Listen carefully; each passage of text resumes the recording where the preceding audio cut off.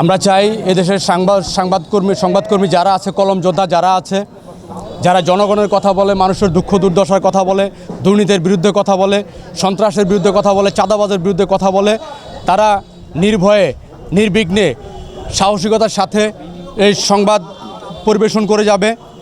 জনগণের সাথে থেকে রাষ্ট্রকে সঠিক পথে পরিচালনা করার জন্য তারা দায়িত্ব পালন করে যাবে। আমরা দেখেছি সে 2012 সালে সাগর রুনির দম্পতির হত্যাকাণ্ড, যার বিচার কার্যক্রম এখনও সম্পূর্ণ হয় নাই। আমরা আদালতের মাধ্যমে শুনেছি সেখানে প্রায় 105বারেরও বেশি সময় ধরে এই তদন্ত রিপোর্ট জমা দেওয়ার তারিখ পিছানো হয়েছে।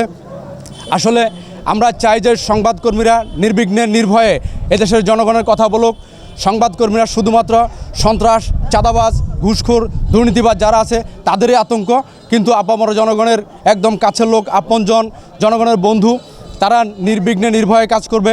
আমাদের যে তরুণ উদীয়মান সাংবাদিক গাজীপুরের যে তুহিনকে হত্যা করা হয়েছে, আমরা এর তীব্র নিন্দা প্রতিবাদ জানাই এবং গ্রেপ্তারের সাথে সাথে আমরা চাই যে তাদেরকে দ্রুত আইনের আওতায় এনে অতি সামান্য সময়ের মধ্যে সর্বোচ্চ শাস্তি, তাদের ফাঁসির রায় কার্যকর করা হবে এবং সারা দেশের সংবাদকর্মীরা যেন নির্ভয়ে নির্বিঘ্নে একদম স্বাধীনভাবে নিজের মেধাকে পরিস্ফুটিত করে রাষ্ট্রকে সঠিকভাবে পরিচালনা করার জন্য দায়িত্ব পালন করে যাবে, এই আশা আমি ব্যক্ত করি।